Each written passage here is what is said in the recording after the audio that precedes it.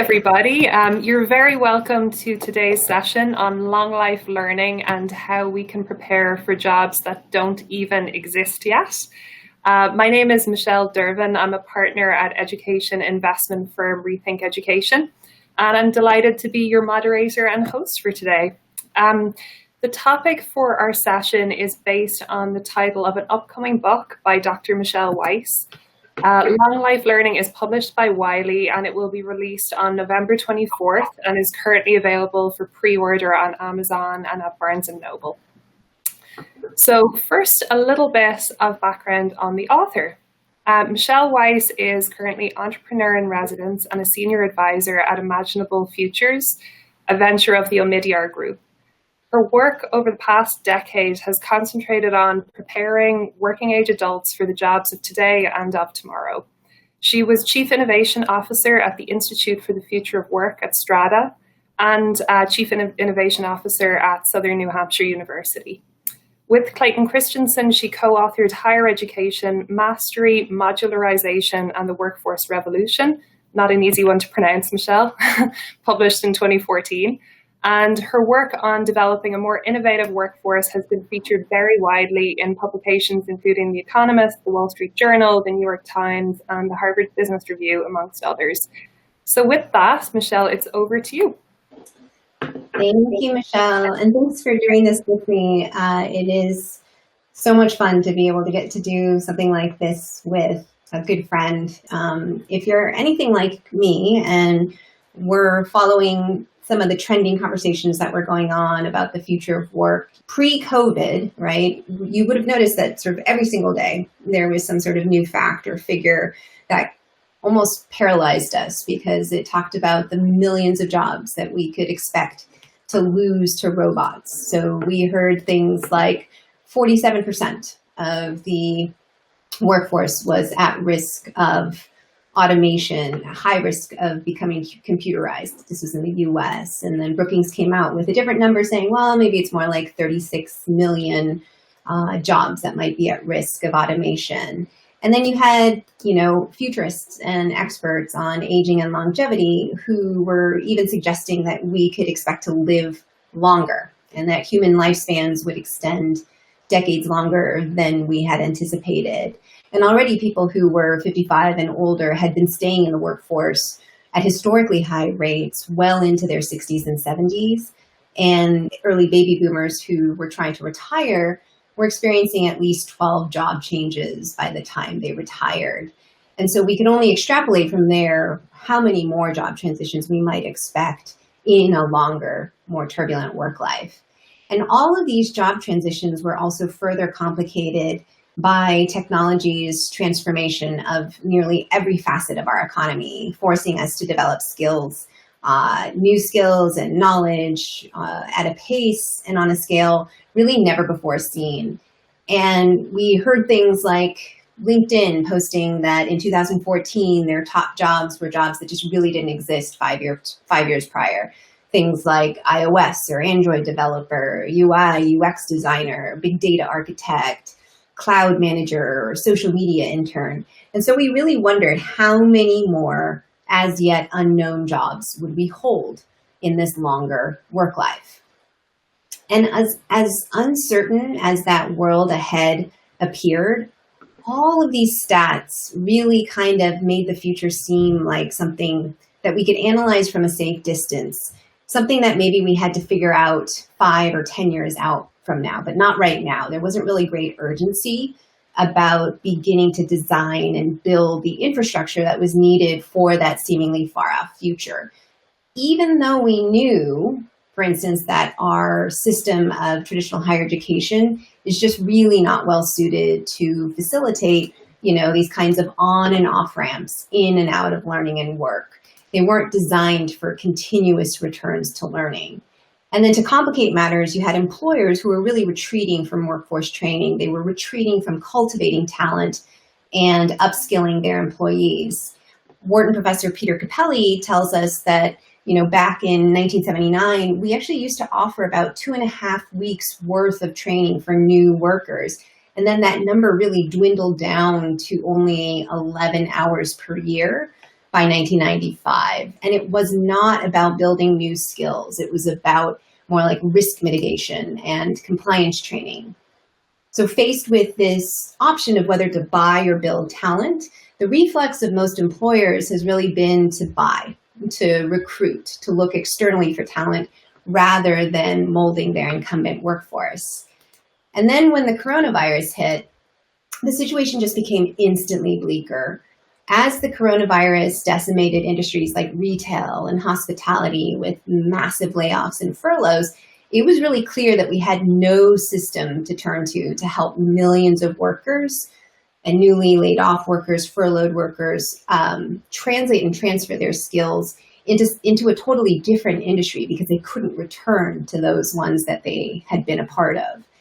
Our education and workforce infrastructure really felt as though it was totally lacking.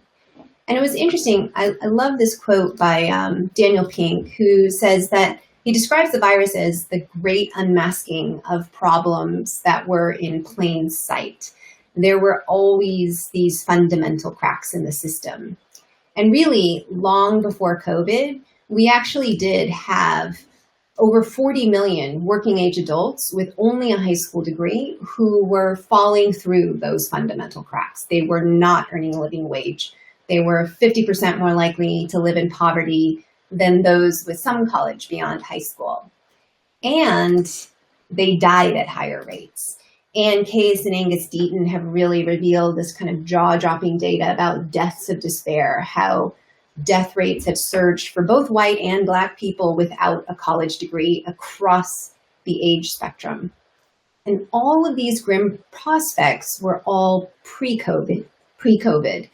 Now with the pandemic, the bottom quarter of wage earners, and this is according to Raj Chetty's most recent data, those people who are making less than $27,000 a year have lost almost 11 million jobs since April. And those 11 million jobs lost equal 3 times the number lost by the top quarter of income earners. And none of these millions or these kinds of stats or these millions upon millions of unemployment claims even begin to account for the human cost of the problem, the real lives at the center. And for all of these reasons, my team at Strada Institute for the Future of Work and I conducted these hour-long interviews with close to 100 adult learners over the last year. And our interviewees talked frequently about the hustle to survive and their inability to juggle education with everything else that seemed to work against them. And so I just wanted to take a moment so you guys could listen to them before we kind of continue this chat.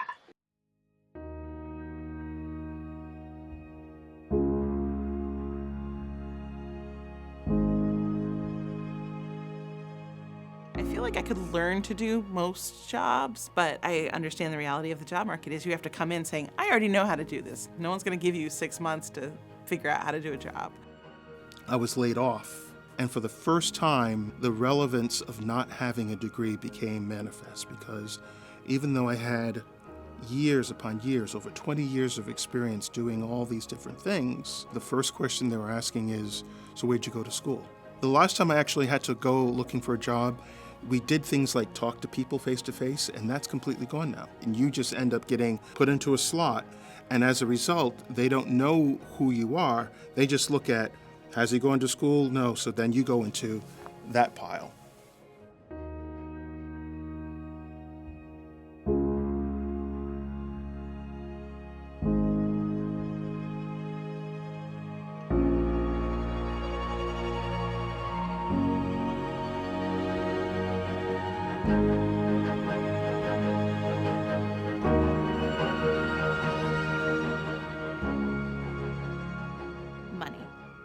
Because you don't learn how to finance when you're poor, so you don't learn how to look, you almost ignore your finances. And I had to learn to look at them to be able to manage them, but that's a huge, overwhelming gap. But I knew that in order to make a livable wage, at the time I think they were paying me like a little over minimum wage, which you can't live on if you wanted to. I needed to put something in front of my name or behind my name to, one, separate myself from being a criminal, and also to make me legitimate in some ways. Generally, my routine was I didn't have a car at the time. I was riding a bicycle, and I would put my children on the school bus for school and ride my bike and clean houses for the doctors and the dentists down in, in the high-end neighborhoods, and then ride my bike up to school, and I'd, audio tape my classes and ride home and meet the kids, and then let them play and cook dinner and do all those preparatory things that you do with children. And after they're bathed and they're sitting there, watching TV or relaxing before bed, I'd put my headsets, listen to my lecture again, and I'd be sewing wedding dresses at this long table that I had, and I would just be sewing dresses and listening to the lecture. On the weekends, I was driving a taxi. I mean, when I went to orientation, it was crazy. It was overwhelming. I saw all these young people, sitting next to me, and I was like, I do not belong here. What am I doing? These are kids that are coming out of high school, and I can be their mother. That's what I'm going to be in the classroom, and I really don't want to be that. Plus, I have experience, I have experience. I don't have a paper that can show that I have knowledge. I can say yes or no. Have you ever been convicted? That question on the application, the box, right? Yeah. So that question comes up. So I'm just like, how am I supposed to succeed? And everything keeps you stuck. You can only do so much. They want me to work doing construction, mindless work, but that's not me. I can work with my hands, but my mind is not being fed. My mind needs to be fed for me to feel like I'm encouraged, like I'm involved in something.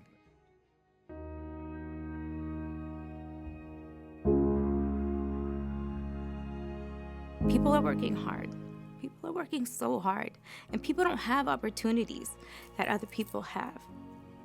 And it doesn't mean they're not smart. It felt like punishment, just to try to get ahead. I have this go get it spirit, but I was never in a position or given that support of hope to keep going forward. You know what I mean? And I knew that's where I wanted to go, was forward.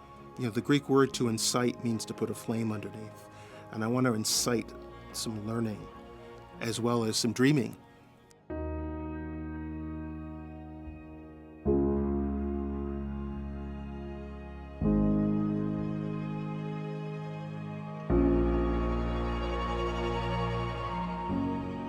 So you could see my dear colleague, Holly Custard there, doing some of these interviews. When we did these interviews, we heard kind of these recurring themes over and over again about the kinds of challenges and obstacles that learners face. And what they seemed to coalesce around were really these kind of 5 major areas of career navigation, wraparound supports, advising, human touch points, more targeted, more precise educational pathways, because for some of these learners, college or graduate school was not really within the realm of possibility, and also more integrated work-based learning opportunities that allowed them to keep earning instead of having to forego wages in order to pursue higher education, and also access to sort of fairer, more transparent hiring practices. And I think what was really fascinating was to sort of see the call for a way to sort of assess where learners are today relative to where they want to go, and knowing where the gaps are to fill, and having someone to turn to. Some of this could be tech-enabled supports, but other times adult learners really needed someone to talk to help them understand and make sense of the over 4,000 degree granting institutions in the US, as well as the over 700,000 unique credentials that exist. How are they supposed to know what's going to be affordable, targeted, effective, and how would they know that an employer would actually validate and endorse that learning experience? And so this was really kind of the crux of this book, of trying to pinpoint these barriers and obstacles that really make progress feel impossible today. And it's, for many of you, kind of familiar with the idea of curb cut effects, right? As we think about sort of sloping curb ramps, that kind of, it started in the 70s when a couple of folks in Berkeley, California did this as kind of a makeshift gesture of defiance, but it ended up kind of culminating in the Americans with Disabilities Act. And what's fascinating is this idea of universal design. When you actually cut into the curve, you end up benefiting everyone, because it's not just people in wheelchairs who benefited from sloping curbs. It is delivery folks. It is people pushing strollers. It is runners, bicyclists. And it's this idea that ultimately, as we think about having to navigate 20 or 30 job transitions in the future, we are all actually going to face the exact same constraints on our time and resources and the same limited options as the millions of Americans who are being left behind today. Our fates are completely interwoven, and that is what this book is about. Like, if we actually begin to invest now in that healthier, better functioning learning ecosystem, we can begin to kind of stitch together both existing solutions and some of those new and burgeoning solutions together to really serve as better engines of upward mobility. So with that, we'll just get started with the conversation. Great. Thank you, Michelle. So conscious that some folks may have joined us a little late as Michelle was mid-presentation. So if you are just joining us, we're speaking with Michelle Weiss about her upcoming book, Long Life Learning, Preparing for Jobs That Don't Even Exist Yet. We're going to launch into Q&A now, and we would love to have some active participation by the audience. I can see there's like a lot of active chat activity in the chat box. If you're not familiar with the Bizibo platform, if you have a question rather than just chatting, you can use the icon. Just click on the icon that's question mark, and that's where we'll collect the questions that we'll put to Michelle in just a few minutes. So Michelle, just as a first question, I guess, like helping people to get to know you a little bit better as a person, you were on a career path yourself. So like you started your early career in literature, writing poetry, you were a tenure track English professor doing very well. And then you transitioned and you've spent, over a decade really focused on innovation in workforce training, development and skills.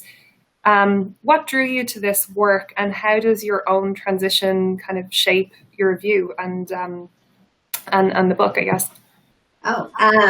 Yeah. So I think, like many people, I wasn't maybe given the greatest career navigation advice early on. And I think there was this notion that if you just sort of, if you kind of just engaged in any sort of broad-based discipline, you would be well positioned to kind of move into any career. And that was also a little bit more at the time when employers would actually offer a bit more on the job training. But I think the thing that has, and really like all of my work has been kind of obsessed with transitions, job transitions, career switches for all learners across the spectrum. It started off when I left academia with service members and how they transitioned back into civilian careers. But I think what is fascinating about our existing infrastructure is that we don't have, the idea of a career pivot is sort of this theoretical idea that just doesn't, it's so difficult even for people with advanced degrees. We just don't make it easy for people to understand what skills they have that are portable and transferable across domains.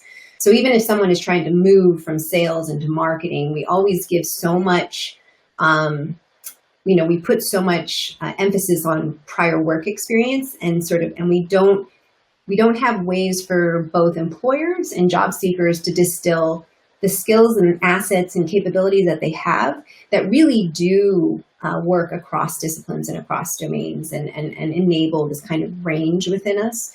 So that's really been kind of this undercurrent across all the different roles that I've been lucky enough to have in this space.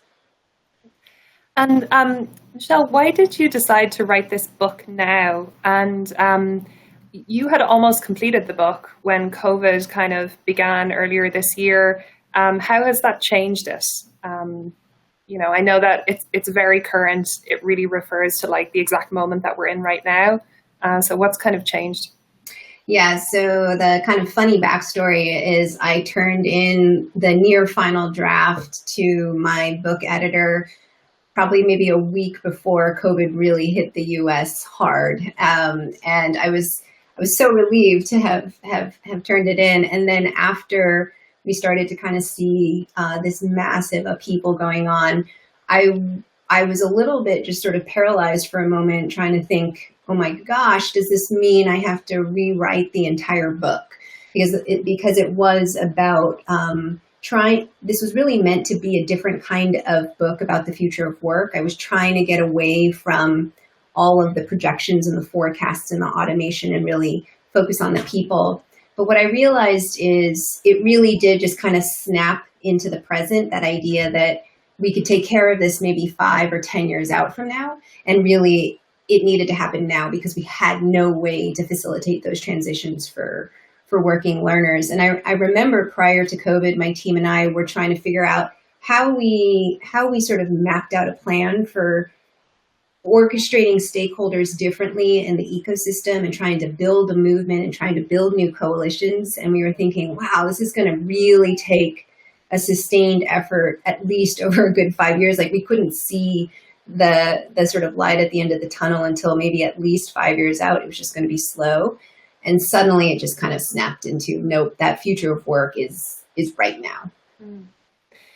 And so in terms of, one of the points that you made is that, like, this book is different. It's very different to other future of work books, and it's very personal. It was actually amazing to see the videos of some of the people that you interviewed.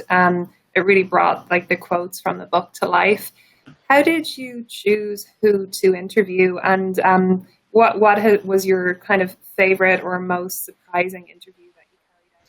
Yeah, so the original kind of thrust of elevating these adult learners was we got inspired by the website Humans of New York. And it's really, right, these very simple stories about people that these interviewers would catch on the sidewalk and just kind of capture and elevate their story. And what was worrisome to me, like prior to engaging in this, what kind of really motivated this qualitative research was there were so many people talking about lifelong learning and adult learning, but it was kind of becoming this very monolithic category, even though it really, spans the range from 18 to 65 as we think about working age adults. And for us, we were particularly interested in kind of 25 and up, because as much as we all kind of knew we would have to reskill and upskill, we didn't really see a lot of that.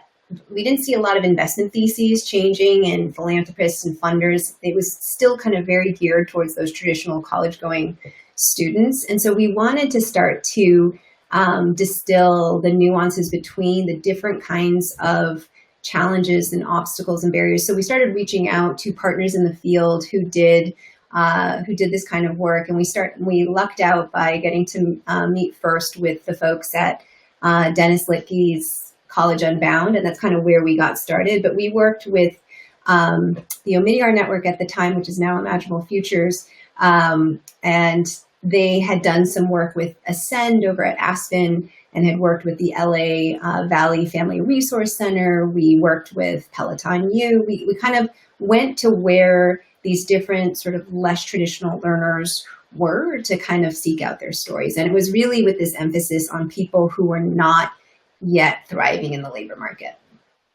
So is there a story that sticks with you the most? Yeah, I think one of the things that really moved me was one of the interviewees we connected with. She was a victim of domestic abuse, and she talked about how she went door to door, to these little fast food joints and restaurants to try to seek out work, and she just kept being told, no, you got to go apply online. You can't do it this way. You got to actually. Even though that used to be the way, right? We would go in, we would get a paper application, and her challenge was that at her shelter that she was staying at, there were hundreds of women who were trying to do the same thing. There were very few resources. There were only a handful of computers to be used, and she also couldn't fathom kind of taking multiple buses to go to the library to access a computer in order to apply for a job when she had a child that she would have to kind of pick up from school. So these very kind of structural barriers that now exist with the kind of advancement of technology, to me, that was particularly striking because I think, we tend to kind of get sucked into the ease and the convenience of technology. And in this case, it was really kind of stymieing her effort to advance. I'm sure one of the risks with writing a book like this is like, as you go through 100 interviews and you're hearing, some of these like kind of pretty systemic challenges that people are facing, it can feel like kind of dark, right? But one of the things that I really liked about the book is that like, while you address those things head on, you do a really nice job of kind of like laying out a vision for the future and what that could look like based on these 5 principles that you touched upon in your presentation. Could you kind of talk a little bit more just like about that vision, and how did you come up with these 5 principles? Yeah, it's funny because it can be really, really easy to write a very depressing book on the future of learning and work. Like we have a lot of things that are just sort of not working. And it's funny, as I went through the drafting process, it was complicated because I was trying to figure out, how do I make this actually this brighter, more positive vision of the future? Just because I'm someone who was really shaped by my work with Clayton Christensen, and he's the godfather of theories of disruption. And it was fascinating just to see the reaction to disruption in general, because people just sort of assumed it was like a harbinger of doom, right? When we talked about disruption. And it was the same thing that you could see about kind of these technologies around AI and machine learning. And there are certainly really worrisome things about artificial intelligence and deep learning. But there are also just an incredible amount of social entrepreneurs and organizations and these different kinds of on-ramps that exist that are really trying to reshape this broken system. And so to me, it was really important to first start with the voices in each chapter, and I'll go into those 5 pieces, but really start out with the voices first, and then kind of explain this complicated predicament around career navigation, say, or the challenges of supporting adult learners, when they're juggling so many different things.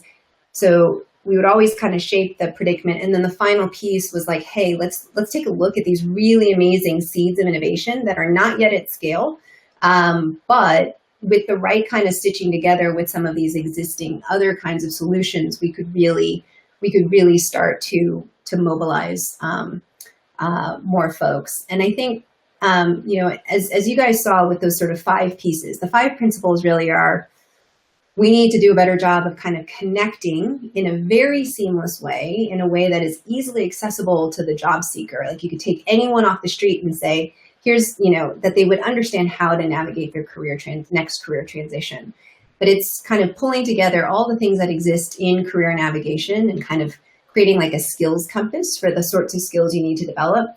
Also making sure that you're supported and buoyed by the right kinds of services that you need. And for some people, it's like very small things like a Metro card or, knives to go to culinary school. Other times it's much more robust, the kinds of mental health services and different kinds of access to public benefits that they need. And then there's sort of this really complicated part of understanding how to make sense of all these educational pathways and what truly is going to precisely move me along my way. I don't need like a 1 or a 2 or a 4-year degree program.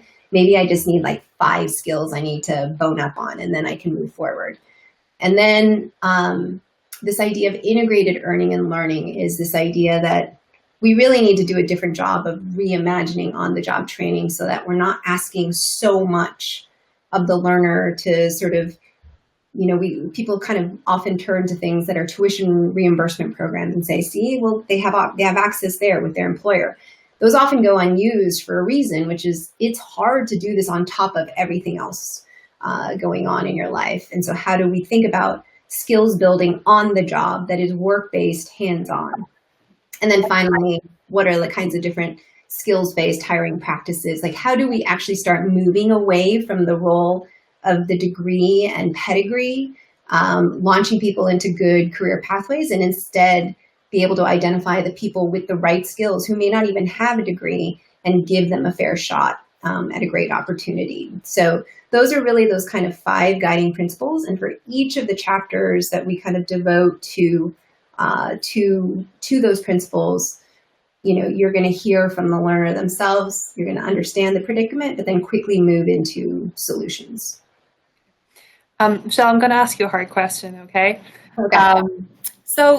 So the principles depend a lot on various stakeholders changing their current behavior, right? Like employers, education institutions, funders. How optimistic do you feel that that behavior change is coming? And like, what are some of the forces that might be like triggering or incentivizing that to happen?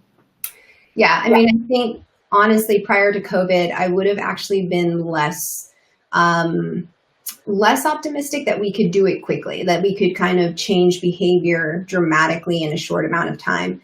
But the forcing function of actually having to move a huge swath of our population into some sort of better role has really kind of, I do think you see different openness to being parts of coalitions. And you'll hear this from lots of different kind of funders and venture philanthropists in the field who have all been part of different kinds of impact coalitions, right? And different universities have often had discussions with employers, and it just kind of, you know, it's been hard to kind of pull off one of those partnerships. But I think now is there's that just that very different sense of urgency.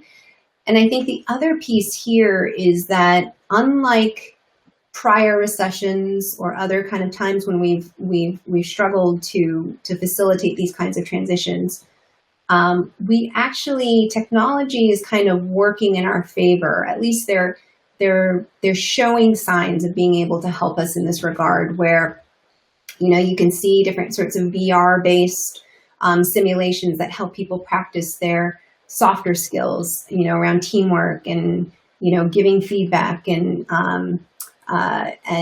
communication and collaboration. And then you also see, you just also see that we have just more of a treasure trove of data to turn to.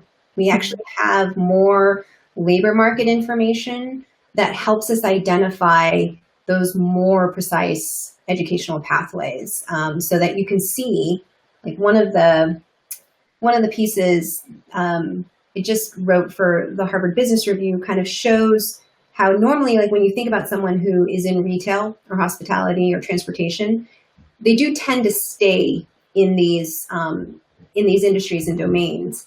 And we did this project with MZ, which is a labor market analytics company, and you could see that if you actually track the less well-trodden pathways, like kind of just staying in your domain and not pivoting, but if you actually look at those more anomalous, idiosyncratic pathways where someone moves from retail into finance or marketing and advertising, we can actually see from the data what kind of skills they're building along the way. And so if we actually start to identify, you know, that if you actually want to move from retail into HR, you just need to add on some skills in payroll and benefits administration, or, you know, some other like 3 or 4 different competencies. That's a whole different kind of opportunity ahead to build very targeted programs that can really move people more quickly out of that sort of mode of survival into thriving. And so that's where I get kind of, that's where I feel like it can, we have this amazing, scary, terrible forcing function of the pandemic, but we also have these resources that have been kind of there in the background and now are being kind of organized differently to really kind of boost mobility. So you see these different kinds of coalitions gaining traction, like the Skill Up organization, and different kinds of groups that are trying to stitch together more parts of that ecosystem together for people. And kind Kind of on a related note, Michelle, the book does a really amazing job of just showcasing a breadth of programs, like on-ramp programs, just-in-time training programs, and other service providers. And they're for-profit, they're non-profit, they're philanthropic, and they're kind of couched as seeds of innovation. You also allude to the fact that it can be very difficult for them to scale, and it's often a funding question. One statistic that kind of stuck with me from the book was the research by Tara Cruz looking at grant funding to these skills building programs, and the fact that it tends to predominantly gravitate towards startup programs, and then it peters out. It doesn't go to scaling successful programs. So as you think about kind of the type of funding that's needed to enable scale, is it private? Is it public? How will that work? Yeah, it's interesting. In the case of some of these on-ramp programs that are more like short burst, sort of human and technical skills building opportunities for people in that kind of bottom quartile to get them into a better economic opportunity, there are really amazing, I think the sort of low-hanging fruit is, especially in this current moment that we're in, where you have a lot of universities that are in financial duress and know that they need to actually change their business model because their traditional learner population is declining, and all the data suggests that basically by the mid 2030s, there's going to be kind of this cliff of just a drop in enrollments of the 18 to 24-year-olds. So there has always been this kind of sense for a lot of universities that we need to actually figure out how to meet adult learners where they are.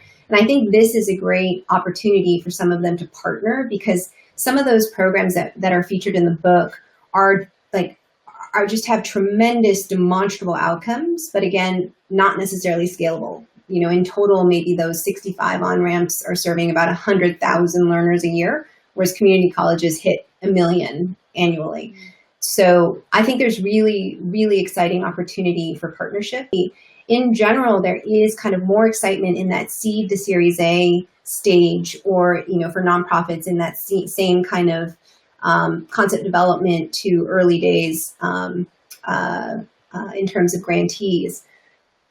And in some of the research that I've actually just been doing recently, where I've been talking to accelerators for sort of new majority entrepreneurs, more Black and brown founders, it's the same challenge that they are running into. There is sort of more effort in that early stage incubation and acceleration. What they're finding is kind of a drop off in the support of Black founders and founders of color to actually grow and scale their work. So there's also that kind of real opportunity there. Great. So I know we're somewhat short on time. We've addressed a couple of the questions that have come through in the chat box, but let's take some more. So we have a question from Wayne.